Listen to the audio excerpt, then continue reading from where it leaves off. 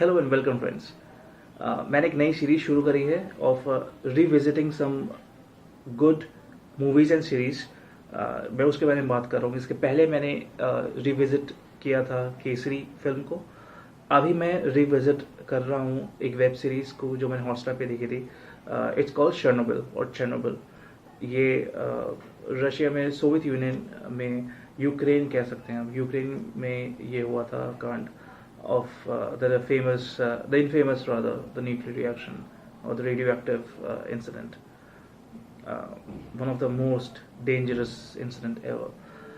इसके director same है जो ब्रेकिंग बैड और वॉकिंग डेड सीरीज डायरेक्ट कर चुके हैं। उनके कुछ एपिसोड्स डायरेक्ट कर चुके हैं। सो यू अंडरस्टैंड कि कितनी ही अच्छी डायरेक्शन हुई होगी। I would say, to cut short, this is gonna be basically a no spoiler review, but I might talk about the philosophy and the political mindset of typical Russian or Soviet Union communist mindset for this series. वो मैं letter part में बात करूंगा। Early part में मैं इसकी no spoiler review के बारे में बात करूंगा and how good this series is. मैं इस सीरीज के बारे में वेरी क्विकली एक ही लाइन में आंसर दूंगा। It's very good. It's just too good. One of the very good series in the world. In fact कहीं कुछ डेटा में मैंने देखा था कि इसने गेम ऑफ थ्रोन्स का भी रिकॉर्ड तोड़ा हुआ है in terms of the TRPs. So you can understand कितना ही अच्छा वेब सीरीज है ये Chernobyl. I would say leave everything and just watch it. तो चेर्नोबिल में जो घटना हुई थी, ये न्यूक्लियर डिजास्टर की, ये रेडियो एक्टिव डिजास्टर की, ये पूरे हिस्ट्री में, पूरे वर्ल्ड में काफ़ी बड़ा डिजास्टर माना जाता है। इनफैक्ट जो रेडियो एक्टिव निकला था यहाँ से, इस एक्सप्लोजन से, इस डिजास्टर से, कहते हैं वो हिरोशिमा और नागासाकी से भी 4 गुना ज़्यादा बड़ा था। 4 गुना ज़्यादा इंटेंस इम्पैक्ट था इसका।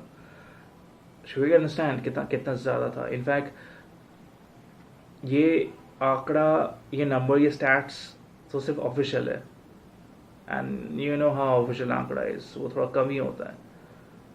स्टैट्स की बात करें, आंकड़ों की बात करें, तो किसी जगह पे ये लिखा हुआ है कि कुछ 4,000 5,000 लोगों की, 10,000 लोगों की मृत्यु हुई थी इस डिजास्टर में, और कहीं पे 1,00,000 2,00,000 तक ये फिगर्स जा रही हैं। सो यू कैन अंडरस्टैंड कि आंकड़े कैसे होते हैं। यू नो, जो आंकड़े रिलीज किए जाते हैं गवर्नमेंट से, वो किस हद तक सच या झूठ होते हैं। बट इवन देन, अगर 4,000 5,000 10,000 लाख तक भी मैं इन आंकड़ों को सही मानूं, तो कितना बड़ा डिजास्टर था ये। You can understand that. और इनफैक्ट इसी वेब सीरीज में भी मेंशन है, और उस टाइम पे जब ये घटना हो रही थी, उस टाइम पे वहाँ के जो सोवियत यूनियन की गवर्नमेंट है, उन्होंने जो आंकड़ा उस टाइम पे रिलीज किया था, वो सिर्फ आई गेस अराउंड 21 था। 21। Later on it turn out to be 10,000 15,000 20,000 lakh, और उस टाइम पे सिर्फ 21 बताया गया था। कितना ही झूठ बोला होगा ना उन्होंने अपने ऑडियंस के, अपने पब्लिक के लिए। वो पब्लिक जो एक तरह से अपने गवर्नमेंट पे डिपेंडेंट होती है, ये थी उनकी गवर्नमेंट उस टाइम पे। और ऐसा भी कहा जाता है कि जो रेडियो एक्टिव वेस्ट उस टाइम पे पूरा फैल गया था, उन सबको क्लीन करने में उस टाइम पे अप्रॉक्सीमेटली $30 बिलियन लगे थे उस साफ सफाई में। $30 बिलियन न्यूक्लियर वेस्ट को साफ करने में। You can understand the impact of the nuclear disaster. ये $30 बिलियन उस टाइम की बात है। अगर आज के हिसाब से बात करूं तो अप्रॉक्सीमेटली $70 बिलियन हो जाएंगे आज के डेट में। सो यू कैन अंडरस्टैंड कितना ज्यादा कॉस्ट लगा होगा। एक और फन फैक्ट बताऊंगा, basically trivia based on this Chernobyl disaster. तो जब ये डिजास्टर हुआ था, उसके करीब 1 हफ्ते बाद, अप्रॉक्सीमेटली 1 हफ्ते बाद, उस जगह से 1,000 किलोमीटर दूर स्वीडन में जो न्यूक्लियर पावर प्लांट था, मैं उसका नाम भूल रहा हूँ, बट जो 1000 किलोमीटर दूर स्वीडन में जो पावर प्लांट था, वहाँ के अलार्म बजने लगे एक हफ्ते बाद भी। वो एंड गेस व्हाट, जब वो स्वीडन के न्यूक्लियर रिएक्टर में जब ये अलार्म बजने लगे, तो उन्होंने जब ये यूक्रेन में, ये चेर्नोबिल में इस पावर प्लांट को फ़ोन किया, उन्होंने कांटेक्ट किया कि इस वजह से ये सब हो रहा है, क्या सीन है, क्या नहीं सीन है। उनको बताया गया कि ऐसा कुछ है ही नहीं, एवरीथिंग्स अंडर कंट्रोल।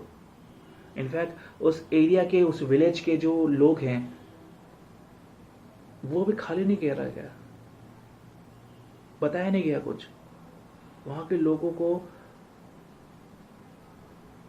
कोई सेफ्टी नहीं, कुछ नहीं, कोई इंफॉर्मेशन नहीं दी गई कि आप खाली करो जगह, दिस एरिया ये रहने लायक नहीं है। बट नहीं, कोई इंफॉर्मेशन नहीं रिलीज करी। तो इंफॉर्मेशन रिलीज कब करी इन्होंने? जब स्वीडन ने यूक्रेन को कांटेक्ट किया, चेर्नोबिल को कांटेक्ट किया, और उनको रिटर्न में आंसर मिला कि everything is fine, under control. But फिर भी जब अलार्म इतने बज रहे थे, इतना इतना उनके पास एक फीडबैक आ रहा था स्वीडन में कि कुछ तो गड़बड़ है न्यूक्लियर रिएक्शन के हिसाब से, तो अमेरिका को इन्वॉल्व किया। अमेरिका ने जब कुछ सैटेलाइट इमेजेस कैप्चर करे, तब पता चला कि नहीं, प्रॉब्लम एक्चुअली चेर्नोबिल में ही है। तब जाके उन्होंने थोड़ी बहुत इन्फॉर्मेशन रिलीज करी, तब जाके थोड़ी बहुत वहाँ पे गांव वगैरह सील किए गए। बट या, ये सारी जो हिस्टोरिकल बातें मैं कर रहा हूँ, ये सारी हिस्टोरिकल बातें इस चेर्नोबिल नाम के मिनी सीरीज जो आपको डिज्नी हॉटस्टार पे मिल जाएगा, सब मेंशन है, डिटेल में मेंशन है। And that's why this web series is really good in terms of acting, in terms of cinematography, in terms of direction, in terms of sets, costume, camera work, everything. So in fact ये web series अपने आप में एक masterpiece है। मैंने starting में बताया था, this is one of the perfect web series ever. ये मैं सबको रिकमेंड करूँगा। चेर्नोबिल ऑन हॉटस्टार, जरूर जाके देखिए। Amazing web series. In fact historical accuracy के हिसाब से, एक्टिंग, परफॉर्मेंस, क्रिएटिविटी, आर्ट के हिसाब से, this web series is just too good. काफ़ी कुछ यहाँ पे दिखाया गया है। अगर आपको चेर्नोबिल के बारे में नहीं पता और आप यूट्यूब के डॉक्यूमेंट्स से या कुछ लाइब्रेरी के मैगजीन से आप डेटा कलेक्ट करते हैं, so I guess it will be easy for you. अगर आप ये मिनी सीरीज देख लो, काफ़ी इंफॉर्मेशन मिल जाएगा। एक चीज़ और मैं मेंशन करूँगा, इस वेब सीरीज की BGM, background music, spot on. आपको एक तरह से बांध के रखती है वो। आप पूरा घुस जाते हो इस वेब सीरीज में, you become a part of it. आप रिलीव करते हो, लिव करते हो इस पूरे घटनाक्रम में, अपने आप को देखते हो, इन सब घटना को लिटरली विटनेस करते हो, एक्सपीरियंस करते हुए। ये पावर है इस वेब सीरीज का। ऐसा लगेगा आप वहीं पे हो, टाइम ट्रैवल करके आप वहीं पहुंच गए हो, अब वो सब देख रहे हो। एक और फन फैक्ट बताऊंगा मैं। 1986 में जो ये चेर्नोबिल डिजास्टर हुआ था, उस टाइम पे मिखाइल गोर्बाचेव, जो वहाँ के कम्युनिस्ट पार्टी के उस टाइम पे लीडर थे, उनके मैनेजमेंट में, उनके नेतृत्व में वो पूरा सोवियत यूनियन, यूक्रेन, उस टाइम पे सब था। तो ये जब सीरीज रिलीज हुई थी, उसके बाद उन्होंने ये बयान दिया था कि सोवियत यूनियन के पतन का कहीं ना कहीं लार्जली जिम्मेदार ये डिजास्टर है, और सोवियत यूनियन की मिसमैनेजमेंट और डिजास्टर मैनेज ना करने की काबिलियत की वजह से सोवियत यूनियन का पतन हुआ था। ये मिखाइल गोर्बाचोव के अपने स्टेटमेंट हैं, और ये उनके वर्ड्स हैं। I am not coating it, I am not saying it कि मेरे वर्ड्स हैं, आप गूगल कर सकते हैं। ये एक्चुअली में मिखाइल गोर्बाचोव के वर्ड्स हैं कि उस टाइम पे जो सरकार थी, जो कम्युनिस्ट सरकार थी, उन्होंने कहीं ना कहीं अपने गवर्नमेंट के नीड्स को लोगों से, ऑडियंस, पब्लिक से ऊपर समझा, ऑडियंस को ऊपर नहीं समझा, पब्लिक को ऊपर नहीं समझा, जनता को ऊपर नहीं समझा, उनकी नीड्स, उनकी ज़रूरतें, उनकी सेफ्टी को उतनी ज़रूरत नहीं महसूस करी। अपने ही नीड्स, अपनी ही आइडियोलॉजी को उस टाइम पे ज़्यादा ज़रूरी समझा प्रोटेक्ट करना, कि हमें अपनी इमेज दुनिया के सामने क्लीन रखनी है, इसलिए इस गलती के बारे में दुनिया को नहीं बताना। भले ही इस वजह से आसपास के जो लोग हैं, हमारे ही लोग हैं, उनके तो अपने ही लोग थे ना, उनकी अपनी कंट्री के लोग, वो भले ही सफ़र करें, लेकिन हम अपनी आइडियोलॉजी और अपनी इमेज को दुनिया के सामने रुइन नहीं होने देंगे। इस वजह से ये सारी टोटलियन गवर्नमेंट की झूठी आइडियोलॉजी उस टाइम पे एक मेन कारण थी इस पूरे डिज़ास्टर को इतने बड़े डिज़ास्टर में कन्वर्ट करने का। वरना कंट्रोल हो सकता था ये, कैसे आगे बताऊंगा। आप ये एपिसोड देखेंगे, जब आप ये वेब सीरीज़ देखेंगे शर्नोबिल का, एक पर्टिकुलर एपिसोड है 4th एपिसोड। उस 4th एपिसोड में एक सीन है जहाँ पे जो ये Russian army, Soviet union army सब गांव को खाली करा रहे थे, तो वहाँ पे एक ओल्ड महिला थी, एक ओल्ड लेडी जो ऑलमोस्ट 80 या 90 ईयर्स की होंगी। तो मेरे ख्याल से वो पोल्ट्री का काम है, कैटल फार्मिंग का काम है, तो बहुत ही वृद्ध महिला, फार्मिंग के काम है।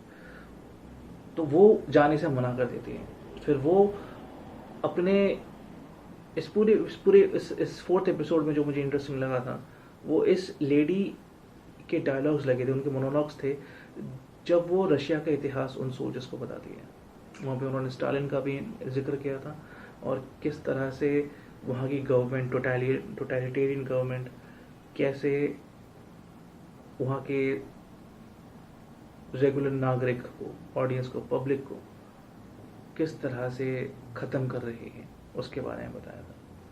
सो वो काफ़ी एक इंटरेस्टिंग पार्ट था।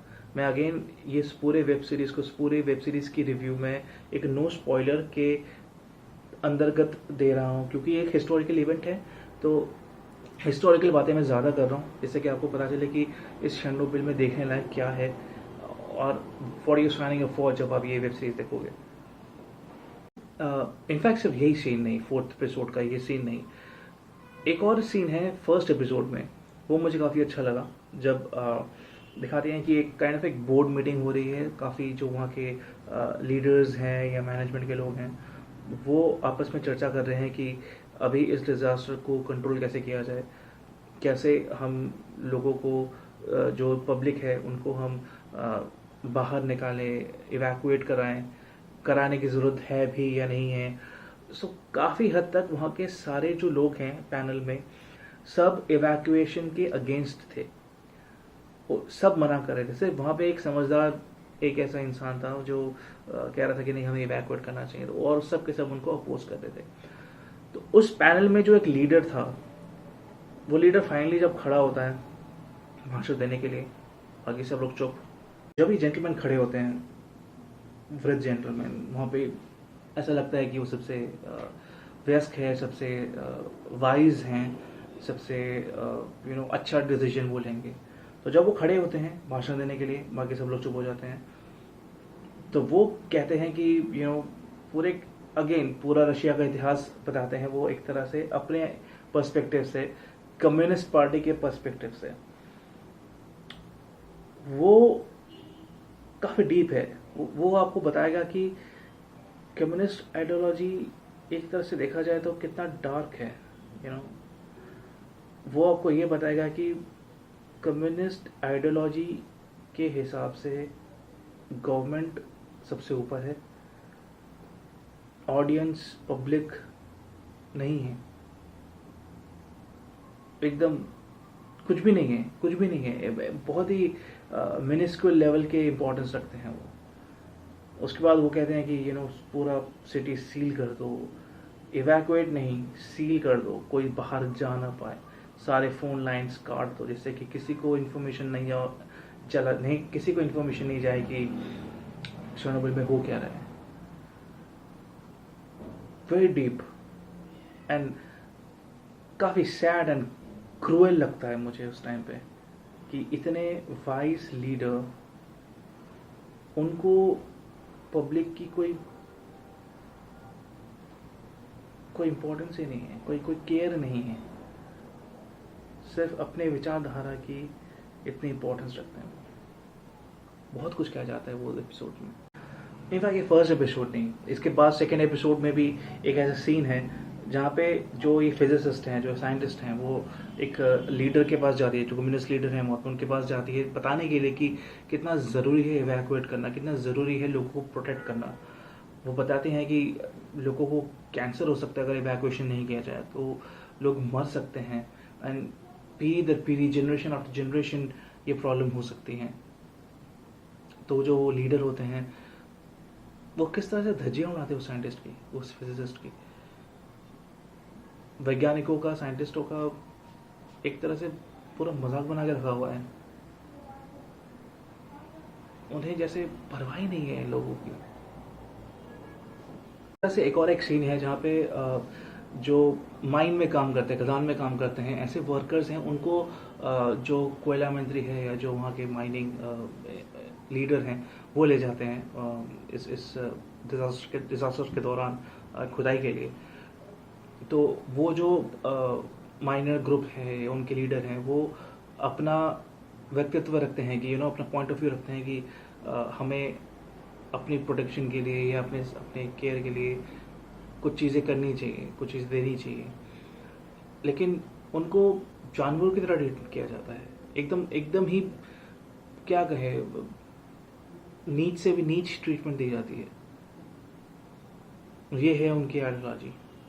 तो वैसे ऐसे बहुत सारे सीन्स है, बहुत सारे ऐसे छोटे छोटे आपको सीन से आपको पता चलेगा कि जो शर्नोबिल डिजास्टर है, जो मेन डिजास्टर हुआ था सो हुआ था, लेकिन इसका जो इम्पैक्ट एक्सपोनेंशियली बड़ा है ऑडियंस पे, पब्लिक पे, दुनिया भर में, पूरे सोवियत यूनियन पे, वो कहीं ना कहीं इसके गवर्नमेंट जिम्मेदार है।